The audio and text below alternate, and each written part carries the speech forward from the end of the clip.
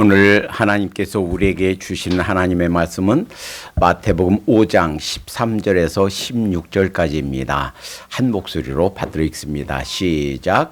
너희는 세상의 소금이니 소금이 만일 그 맛을 잃으면 무엇으로 짜게 하리요? 후에는 아무 쓸데 없어 다만 밖에 버려져 사람에게 밟힐 뿐이니라.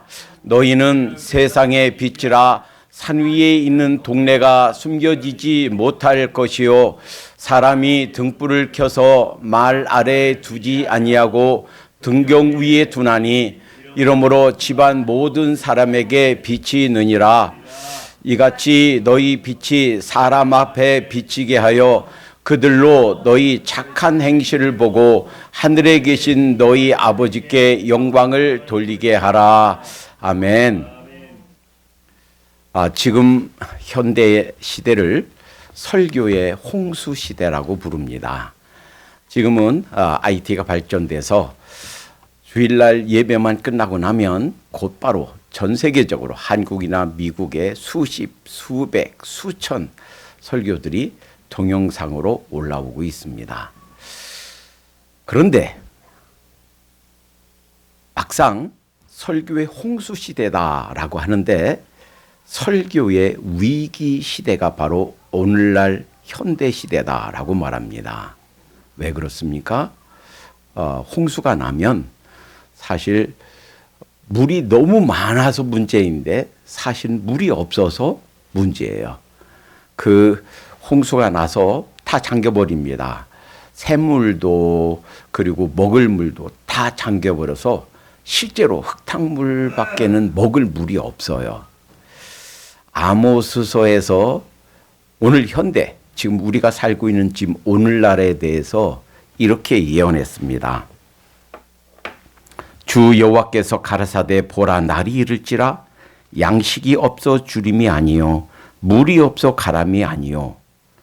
먹을 양식 때문에 굶주린 것이 아니고 물이 없어서 가람이 아니라 여호와의 말씀을 듣지 못한 기갈이라. 이때 헝거, 배고픔, 목마름 이것은 하나님의 말씀을 듣지 못한 굶주림, 기갈, 목마름이라는 거예요. 무슨 말입니까? 설교가 이렇게 많이 떠다니고 있는데 그런데 정작 먹을 수 있는 말씀은 없다는 얘기예요.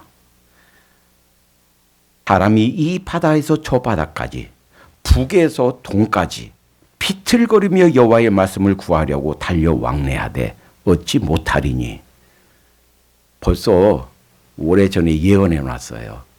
먹지 못할 물이래요. 먹지 못할 양식이래요.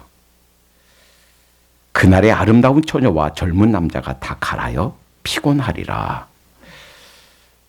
설교가 이렇게 많이 떠다니는데 막상 먹을 설교가 없다는 얘기예요.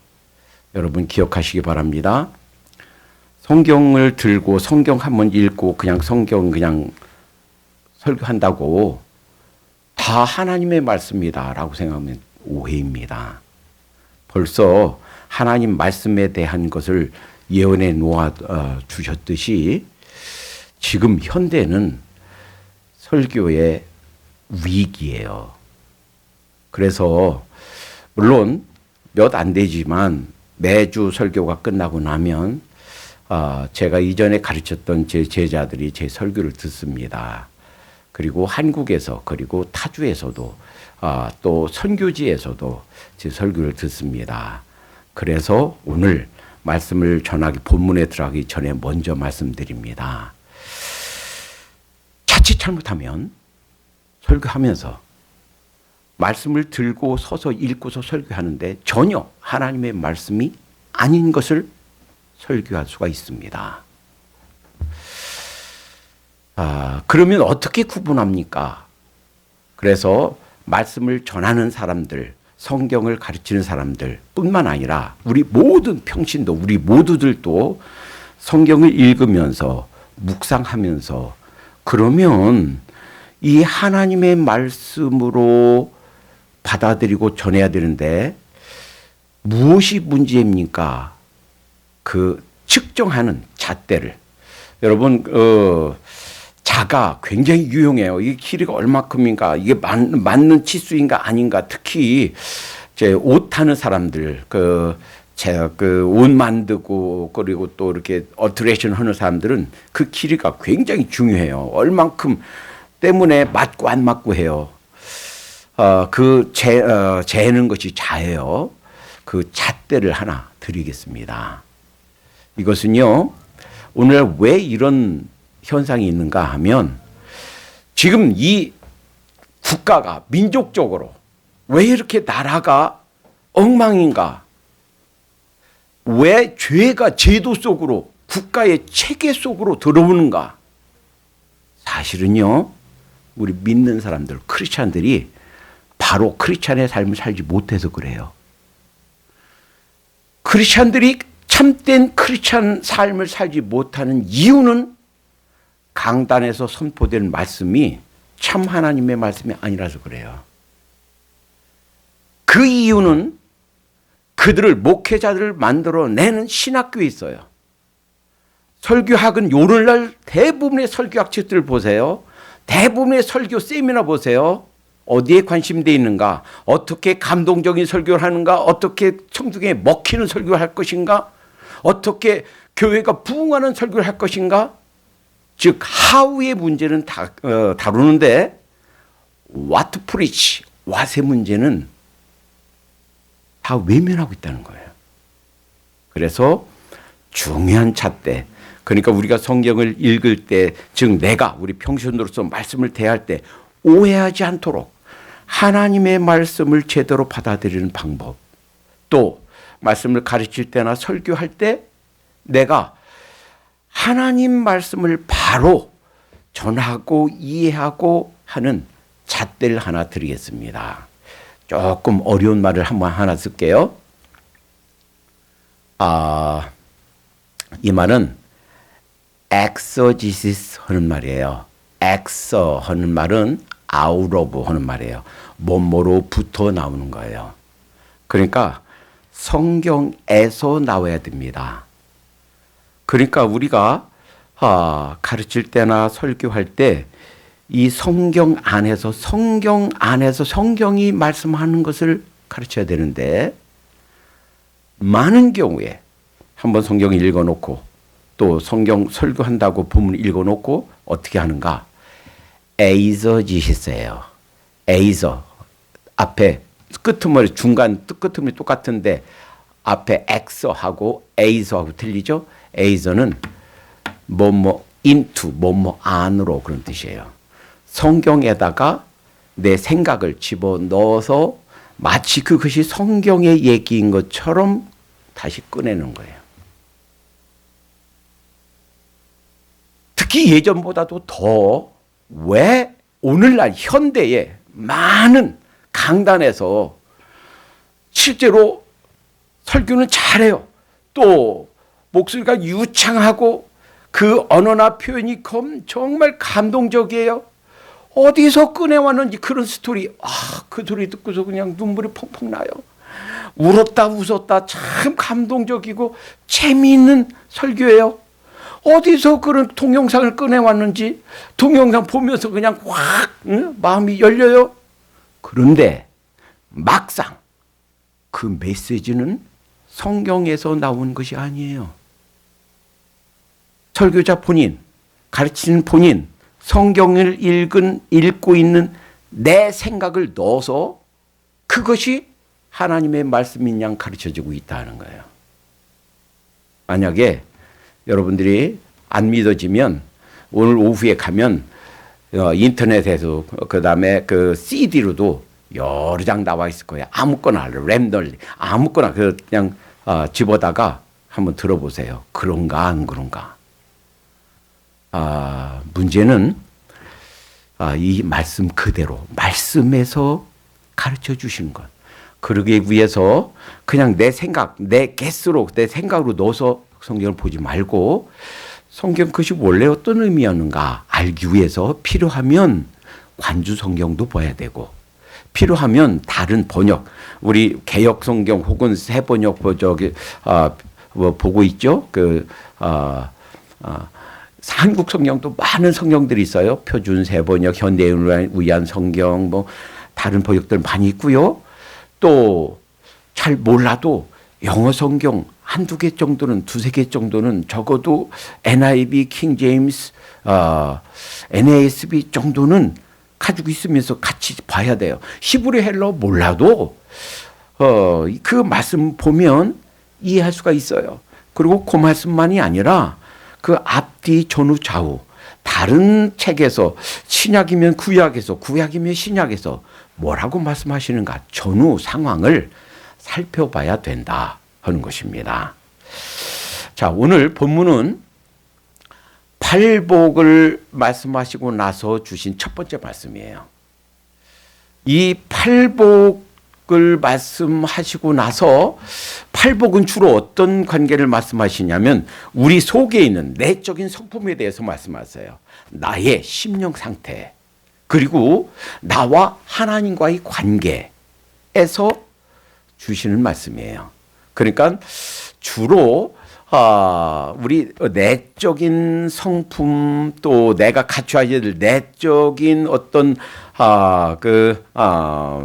자질들, 이런 것을 말씀하신다면, 오늘 주시는 말씀은 나와 세상과의 관계, 하나님과 나와의 관계에서 맺어진 것을 나와 사회, 그리고 나와 세상과의 관계에서 우리가 어떻게 살아야 되는가, 어떤 자세로 살아야 되는가, 나는 어떤 존재인가, 나의 정체성에 대해서 말씀해 주고 계신다 하는 거예요.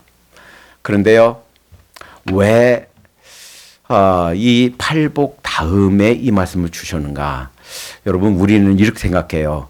하나님께 복 받는다 그러면 땅에서 건강하고 아프지 않고, 또 돈 많이 벌고, 또 자식들도 잘 되고, 또 세상에서 높이 올라가고, 이것만 생각해요.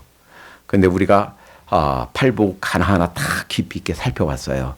여기에서 어떤 자가 복이 있는가? 세상에 돈 많은 자가 복이 있는가? 그렇게 말한 적이 없어요. 그러면 건강하고 모든 것이 잘 되면 복이 있는가? 물론 그렇기도 하지만 그것을 복이 있다고 말한 적이 없어요. 복은 하나님 앞에 내가 죄인인 거 깨닫고, 하나님 제가 죄인이에요, 잘못됐어요, 그 내 죄인됨을 깨닫고 내 죄를 용서해주고 가려주고 내 죄의 문제를 해결할 수 있는 우리 주님 그리스도 십자가를 내 인생에 초청하고, 그래서 그 주님을 모시고 주님을 의지하고, 그래서 내 마음속에, 내 속에 하나님으로, 그리스도로, 십자가로 가득 채우고 그 십자가를 의지하고 살 때, 이 세상에서 뿐만 아니라 이 세상 끝나고 나서 영원히 있는 우리의 영원한 생명이 아름다운 것들로 가득 찬다 하는 것이 팔복인 줄로 믿습니다. 이렇게 팔복을 이제 다 듣고 팔복대로 살기로 작정한 우리는 어떤 존재인가, 어떤 사람들인가라는 것을 가르쳐 주는 것이 오늘 말씀이에요. 오늘 첫 번째 말씀은 너희는 세상의 소금이니 그랬습니다. 그런데요, 이 팔복이 마태복음 5장 1절부터 10절까지는 3인칭으로 되어 있어요. 몸하는 자, 3인칭으로 되어 있는데 11절, 12절부터는, 그리고 오늘까지, 오늘 본문 말씀까지는 어떻게 되어 있냐면 3인칭이 아니고 2인칭으로, 너희는, 원어에도 그렇게 되어 있어요. 2인칭 복수로. 그러니까 단지 3인칭이 아니라 단지 2인칭 우리, 바로 우리, 그리고 당시에 예수님의 제자들뿐만 아니라 두고두고 오는 모든 크리스천들, 우리 모두에게 주신 말씀입니다. 그리고 우리는 세상의 소금이니이다라고 현재형으로 썼어요. 헬라어도 마찬가지예요. 왜 그런가? 이것은 만고불변의 진리다 하는 거예요.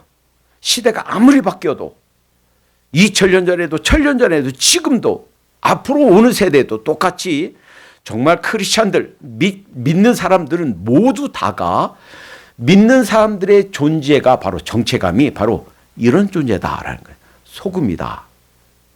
근데 소금 왜 그런가요? 이 성경 전체와 그리고 유대인들의 문헌을 종합해서 보면 이 소금이 가지는 5가지 특징이 있어요. 물론 그 외에도 소금에 관한 거 많이 말할 수 있지만 성경과 유대인의 문헌을 종합해서 보면 다음과 같은 특징이 있습니다. 이 소금이 생명을 유지하게 한다 하는 거예요. 황수관 박사님 강의 들어보셨죠? 행복전도사, 웃음전도사. 그 양반 강의는 한 시간에 그냥 여러 번 깔깔깔깔 될 수 있도록. 여러분, 돼지머리도 웃는 돼지머리가 비쌉니다. 근데 실제로 그렇대요. 돼지머리 삶는 데 가면요. 돼지머리가 다 웃는 게 아니고 4마리 중에서 1마리 정도가 이렇게 웃는데요. 그리고 황수관 그 박사님 얼굴이 웃는 돼지머리처럼 생겼잖아요. 그래 씩 웃어 보이고 여러분 웃으세요. 그러면서 돼지머리도요 다 웃는 게 아니고 4마리 중에 1마리만 웃는데 그 웃는 모양의 돼지머리는 5,000원 더 비싸대요.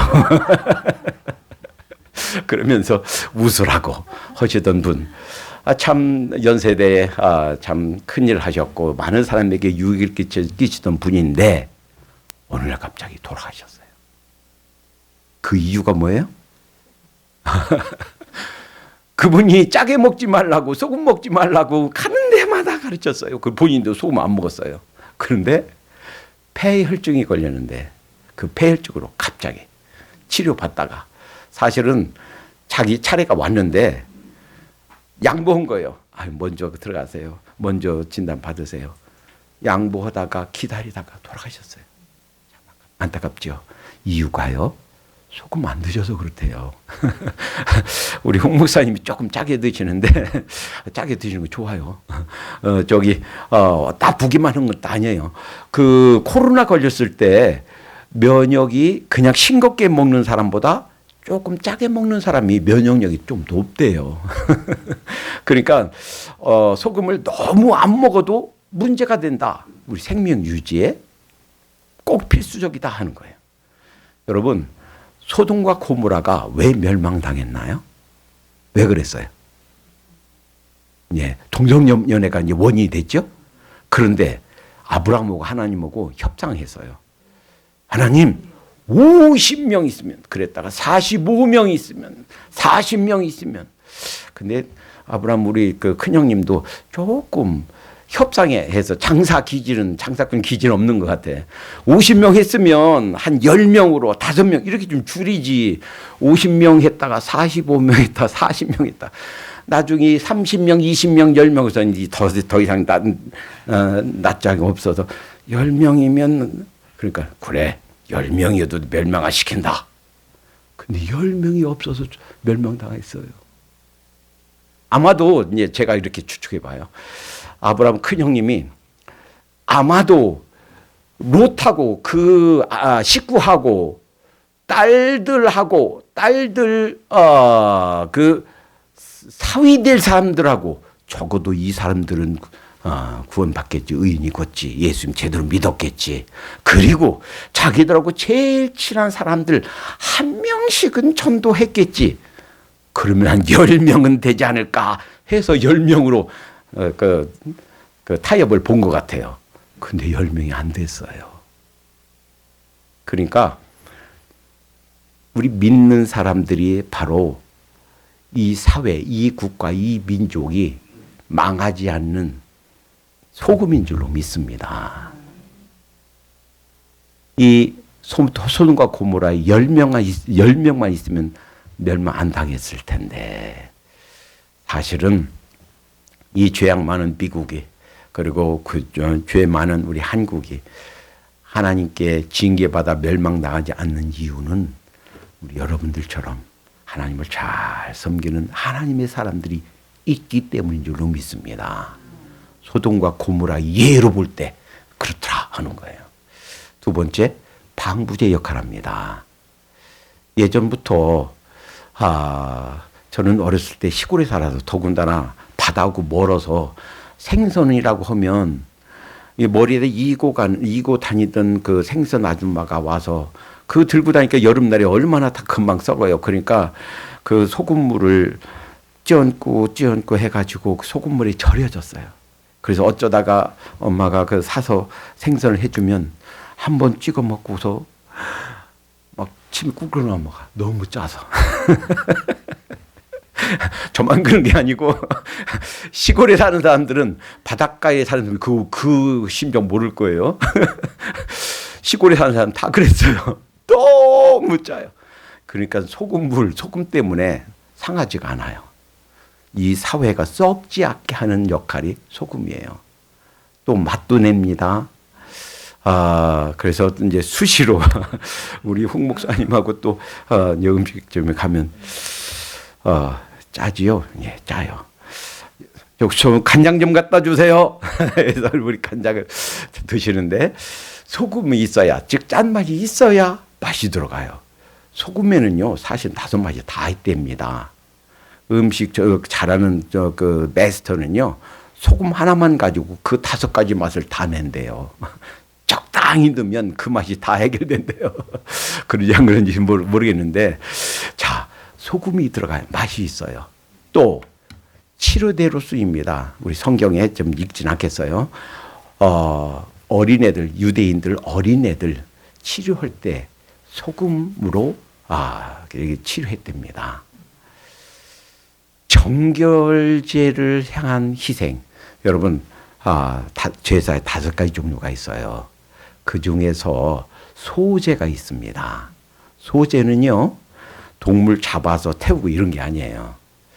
곡식을 빻아서 가루로 드리는 제사예요. 그런데 레위기 2장에 보니까 그 소제 드릴 때는 대개 소제는 다른 번제나 이런 제사 함께 드려요. 그러니까 번제는 우리의 죄 사함을 위해서 드리는 제사, 동물의 피를 통해서 드리는 제사지만 소제는 예수님을 믿어서 이미 구원받은 우리가 어떻게 믿음 안에서 잘 자랄까 하는 것을 가르쳐 준 제사예요. 그래서 소제를 드릴 때는 거기에 꿀이나 효소나 이런 거 넣으면 안 돼요. 그런데 뭘 넣으라고 그랬는가? 소금을 넣으라 그랬어요. 레위기에서도 출애굽기에서도 소제를 드릴 때는 거기다 뭘 넣어라? 소금을 넣어라. 소금을 넣어야 정결한 제물이 된다 하는 거예요. 이 소제에 들어가는 소금처럼 그렇게 예수님이 십자가에서 자기 몸이 빠지고 부서지고 피 흘려서 여러분과 저를 구원한 희생 제물이 된 줄로 믿습니다. 예수님이 그렇게 자신의 몸으로 정결한 희생을 드린 것처럼 이제 여러분과 제가 그렇게 정결한 희생으로 주님을 섬기고 살아야 될 줄로 믿습니다. 그러니까 이 소금에 오늘 본문에 뭐라고 그랬냐면 소금이 그 맛을 잃으면 그랬어요. 그런데 이 말씀은 이걸 아셔야 이해가 됩니다. 이 말씀이. 당시에 팔레스틴 예수님 당시의 사람들은 소금을 바다에서 우리처럼 물 말려서 만드는 소금보다 더 많이 사용한 것이 소금산이 있어요. 노아 방주 때 그 산 위에까지 바닷물이 있다가 빠지고 거기 고여 있다가 녹아서 많은 소금이 산이 돼 있어요. 그래서 그 소금을 산에서 캐왔습니다. 이것을 암염 이렇게 불러요. 소금 바위, 여기에서 소금을 캐온 거예요. 그런데 이 암염, 소금 바위에서 소금산에서 캐온 소금이 여러 가지 불순물이 함께 있어요. 그래서 그 암염을 보관을 잘 해야지, 보관을 잘못하면 그 염분이 소금이 녹아내리고 나중엔 뭐가 남는가? 찌꺼기만, 부산물, 그 소금에 들어있는 불순물만 남아서 결국은 버려지게 된다 하는 거예요. 그래서 소금이 맛을 잃으면 이라는 것은 우리가 이 세상, 이 사회, 우리가 살고 있는 이 세상에 우리가 소금인데 소금의 역할을 못하면 결국 아무 쓸데없어 팔피운다, 버려진다 하는 교훈을 주신 것이다 라는 거예요. 여러분, 우리 자신이 우리가 소금이 되라 하지 않고 소금이다라고 선언해 주셨어요. 이미 예수님 보혈을 믿고 구원받은 사람들, 여러분 다 예수님 주님으로 모셨습니까? 예수님이 우리의 주님 되십니까? 우리는 모두 소금인 줄로 믿습니다. 이미 소금이다라고 선포해 주시는 거예요. 그러면 왜 다음에는 우리를 빛이다라고 했는가? 이 빛이에요. 참 기가 막힌 이런 상징이 담겨 있어요. 한번 보세요. 이 소금은 우리의 미각을 통한 우리의 정체성, 그 진리를 가르쳐 주십니다. 빛은 시각을 통한 이러한 상징을 통해서 우리에게 깊은 진리를 말씀해 주세요. 성경에서 여러 번 하나님이 빛이시다 라고 말씀하셨어요. 예수님이 자신을 빛이다 라고 여러 번 말씀해 주셨습니다. 요한복음은 다른 복음서와는 다르게 차원이 달라요. 다른 제자들 전부 다 일찍 순교했지만 약 90년, AD 90년, 95년도까지 죽지 않고 살았어요. 가장 오랫동안. 왜 그랬을까요? 다른 어떤 제자들에게도 가르쳐 주지 못한 하나님의 깊은 진리를 그에게 가르쳐 주시기 위함이에요. 그래서 요한복음과 또한 요한 1, 2, 3서 그리고 요한계시록에는 다른 데서 찾아볼 수가 없는 정말 깊은 그런 진리들이 있어요. 왜 그 어머니 마리아를 동생들도 있는데 요한 제일 어린 막내 12제자 중에 하나인 요한에게 맡겼을까? 잉태하기 전부터 천사들이 가르쳐 준 것, 예수님을 10달 동안 잉태하면서 있었던 일, 예수님이 자라면서 평생 동안 있었던 일, 직접 보고 느끼고 경험했던 일, 이런 것들을 배우라고. 그러니까 사도 요한은 신학대학을 다녔는데 전교생이 몇 명? 한 명이 신학대학. 전교생, 입학생, 졸업생 한 명인 신학대학. 그 신학대학 이름은 마리아 신학대학. 아마 마리아에게 밤이고 낮이고 들었을 겁니다. 예수님 이런 분이야. 다른 사람들은 상상하지도 못했던 진리들을 가르쳐 주셨는데 그 진리에 쓴 것들, 그리스도는 빛이시다. 예수님이 나는 세상의 빛이다. 요한복음 8장 12절 예수께서 또 일러 가라사대 나는 세상의 빛이니 나를 따르는 자는 어둠에 다니지 아니하고 생명의 빛을 얻으리라. 예수님 만난 사람은 더 이상 죄 때문에 방황하고 하지 않아요. 예수님 믿는 사람은 빛에 다니는 줄로 믿습니다. 여러분, 빛이 얼마나 고마운지요. 여러분 잘 상상 못할 거예요. 제가 초등학교 5학년, 6학년 2년 동안을요, 학교 대표 선수로 자유교양 대회를 하는데 한 3시, 3시 반 되면 선생님이 너는 청소도 하지 말고 교무실에 가서 선생님 옆에 자리 마련해주고 거기서 이제 공부해. 밤 10시까지. 2년 동안. 근데요, 그때는 다 등잔불 켜고 살았잖아요. 10시에 끝나고 집에 가려면요, 얼마나 무서운지 몰라요. 집안 도중에 정나무 이런 정다나무가 있는데 거기에 처녀가 목매달아 죽었대. 거기 지나려면 처녀 귀신 나온대. 그럼 어린 것이 거기 지나면서 막 가을에 바람 불고 낙엽이 푸석 하면 막 귀신 나왔나. 중간 그 집에 가는 중간쯤에 있는데 거기만 지날 때면 얼마나 무서운지 몰라. 그런데요, 멀리서 그 등잔불 켜져 있는 거, 그 제대로 그냥 희미하죠. 그 등잔불 하나가 얼마나 큰 위안이 되는지 몰라요. 그래서 10시쯤 되니까 시골에서 이제 그때 불 끄고 자잖아요. 하나씩 둘씩 저 집 이 집 불 꺼지면요 막 낙심이 돼요.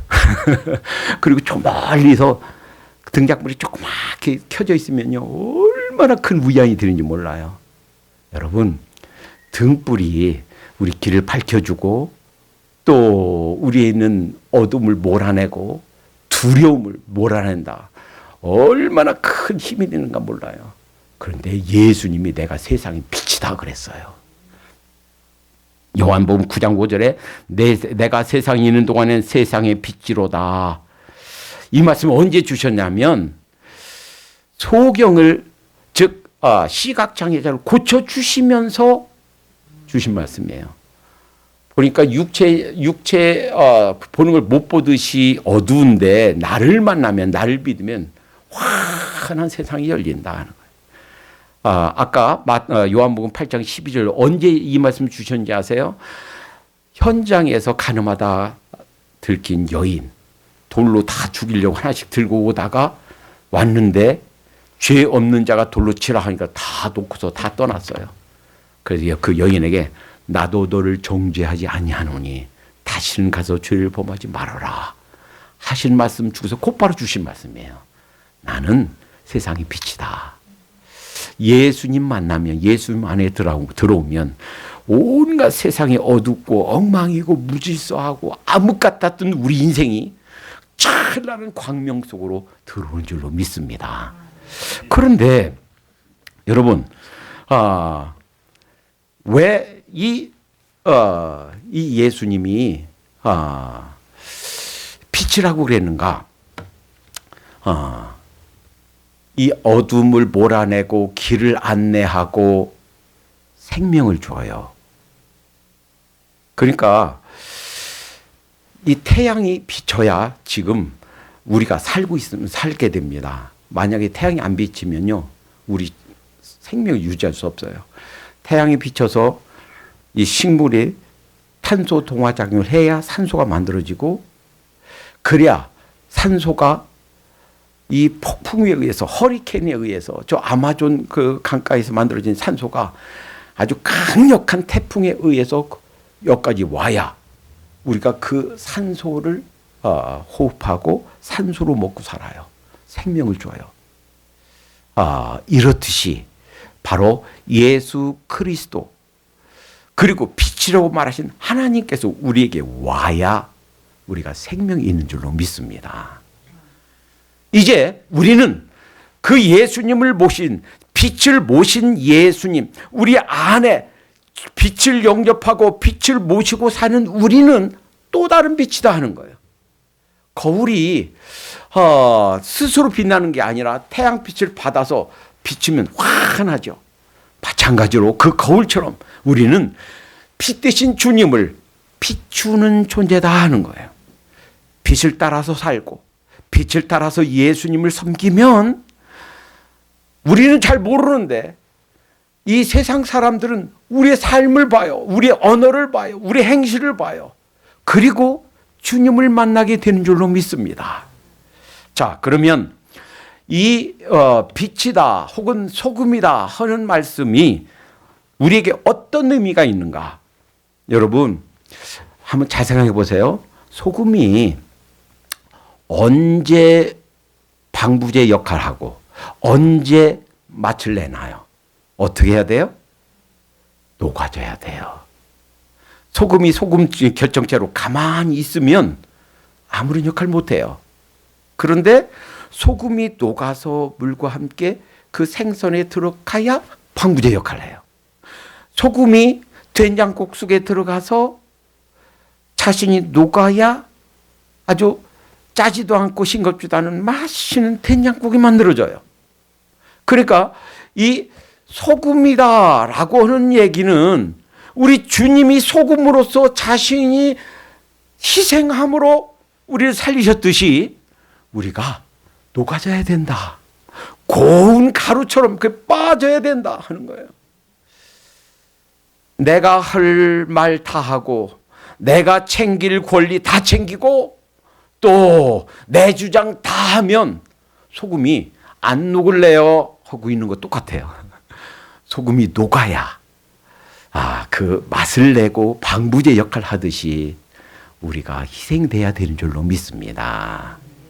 그래서 예수님이 요한복음 12장 24절에서 한 알의 밀알이 죽어 땅에 떨어져 죽으면 많은 열매를 맺고 죽지 않으면 그대로 있는다 그랬어요.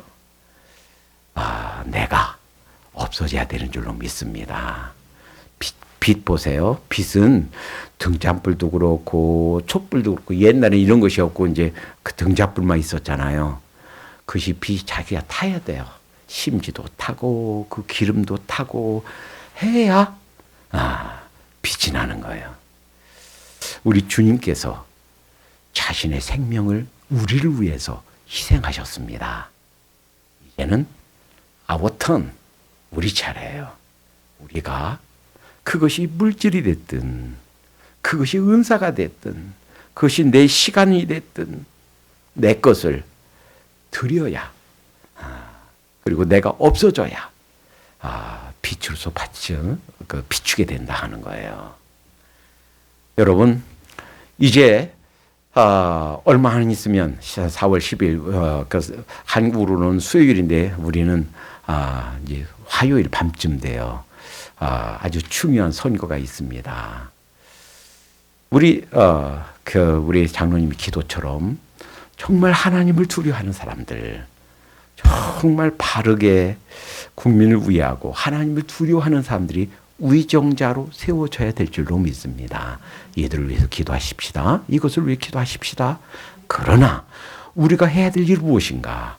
내가 정말 소금으로서 내가 빛으로서 어떤 역할을 하며 살아야 될 것인가? 주님께서 깨닫게 해 주신 것이 있다면 그 말씀 실천하면서 살도록 하십시다. 한 여인을 소개합니다. 이 여인의 이름은 문준경이라는 여인이에요. 17살 때 시집 갔습니다. 1908년 3월 18일. 17살이면 지금 아마 고등학교 한 1학년에 2학년쯤 됐겠죠? 그런데 딱 결혼하자마자 남편이 또 다른 여자를 얻어서 살림 차렸고 집에 오질 않는 거예요. 그러니까 저는 결혼하자마자 과부도 아닌 생과부로 살고 있는 거예요. 물론 자기 친정에 살 만큼 살았지만 공부를 안 시켰답니다. 마침 시아버지가 너무 안 돼 있어서 결혼하자마자부터 자기 아들이 다른 소실을 얻어서 다른 여자하고 살림 차려서 집에 들어오지 않고 혼자 살고 있으니, 그리고 시부모님 모시고 살고 있으니 얼마나 안 되겠어요. 그래서는 한글을 가르쳐 주기 시작했답니다. 그런데 얼마 있다가 시아버님이 돌아가셨어요. 마음으로라도 돌봐주던 아무도 없어요. 그래서 한 10년 뒤에 27살 됐을 때 목포에 있는 큰오빠 집으로 가서 바느질 하면서 삽니다. 그때 마침 목포에 이성봉 목사님이 목회하고 있었어요. 북교동교회. 이성봉 목사님은 일제시대 때 우리 한국에 놀라운 부흥 강사였습니다. 많은 사람들 주님께 인도한 성결교단의 아주 큰 거목이었어요. 이성봉 목사님 만나면서 주님을 만났습니다. 깨달아졌습니다. 그리고 나서 열심으로 저희 교회에서 섬기다가 1년 만에 집사님이 됐습니다. 그리고서 신학교를 가게 됐어요. 서울의 경성성서학원, 지금 말하면 신학대학에 갔어요. 공부하면서 6년 동안 전국에 복음 전하면서 다도해 773개 섬에서 122개 섬을 떠돌면서 목회를 했다고 합니다. 그리고 교회를 6개 교회를 신학대학 재학 도중에 개척해서 세웠대요. 교회 6개를. 그리고 신사참배 거부하다가 옥에 가서 무수한 고문을 받고 거의 죽음에 이르기까지 신앙을 지켰다고 합니다. 찬송가 336자 환난과 핍박 중에도 수없이 부르고 또 에베소서 4장 16절 죽으면 죽으리라 수없이 되뇌이면서 죽을 각오로 견뎠다고 합니다. 이제 해방이 되었어요. 6.25 전쟁이 났습니다. 이분이 복음을 전하고 교회를 세운 섬 중에 작은 섬 중에 하나가 증도가 있답니다. 저는 그 사실 읽으면서 꼭 한번 한국에 나가면 가보고 싶어요. 증도. 증도가 있는데 지금도 전 주민이 2,200명이랍니다. 그런데요, 놀라지 마세요. 거기 주민은 예수님 믿는 사람들이 90% 이상이랍니다. 복음화 비율이 90% 이상이래요. 그분이 거기서 복음을 전했고 수도 없이 많은 그 섬, 신안군 앞바다 섬 수많은 교회를 세웠어요. 공산당이 와서 몇 사람을 잡아서 죽이고 또 주민들 죽이려고 할 때 나서서 사실은 거기 돌아가지 않아도 됐답니다. 그런데 내가 안 가면 내 대신 거기 다른 전도사들, 백정희 전도사, 딸처럼 여기는 백정희 전도사, 또 우리 성도님들이 죽을 겁니다 하고 자기가 가서 수도 없이 이 공산당원들에게 매맞고 마지막으로 자기가 간청했답니다. 나를 죽이려면 나만 죽이고 백정희 전도사 우리 성도들은 살려주십시오. 여기 공산당원들이 그의 마지막 간청을 들어줬대요. 그리고서 총으로 문중영 전도사만 죽이고 다른 사람들은 살려줬답니다. 이분 보면서 참, 그런데 이분이 세운 그 증도, 거기 출신 사람들이 지금 현재 90% 이상의 복음만 된 게 아니고 한국 교회를 이끌어간 위대한 인물들이 그 조그마한 섬에서 나왔다는 거예요. 성결교회 총회장도 하고 부흥 강사로 전국에 많은 영향을 끼친 이만신 목사님 거기 출신이래요. 제가 대학 다닐 때 CCC 영향 받아서 얼마나 귀히 여겼는데 그때 CCC 총재 한국에 최초로 CCC 들여온 김준건 목사님 거기 출신이래요. 한신대학이 자유주의 신학 가르치느라고 사람들이 정말 신학교 같지 않은데 거기에 보배 같은 한 교수님이 거기 있어요. 정태기 교수님 상담학 했는데요. 다른 교수들은 자유주의 신학을 가르치는데 이분만큼은 그거 가르치지 않고 바른 복음을 가르치려고 그래요. 얼마나 많은 사람들에게 선한 영향을 끼치는지 몰라요. 정태기 목사님 거기 출신이래요. 와, 이 북한 공산당들이 죽이면서요. 새끼를 많이 깐 씨암탉은 죽여야 돼 하고서 죽였대요. 죽이면서 하나님 감사합니다. 이 순교의 반열에 서게 해주시다니요. 감사하면서 죽었대요. 여러분, 소금으로 사는 삶, 빛으로 사는 삶, 이분이 바로 그런 삶을 산 줄로 믿습니다. 그분의 삶을 그리워하며 그분의 발자취를 따라가도록 하십시다. 기도합니다. 사랑해 주님 감사합니다. 우리 믿는 자들의 정체성은 바로 주님께서 선언해 주셨듯이 소금이고 빛인 줄로 믿습니다. 우리 주님이 소금으로서 자신이 녹아든 것처럼 그리하여 우리를 구원하시고 하나님의 아들과 딸로 삼아주신 것처럼 그렇게 저희들도 소금으로 살 수 있도록 인도해 주시옵소서. 빛 대신 주님을 모신 우리 정말 빛으로서 주님께 영광 올려드리고 많은 사람들을 살리는 빛으로 살게 해 주시옵소서. 예수님의 이름으로 기도하옵나이다. 아멘.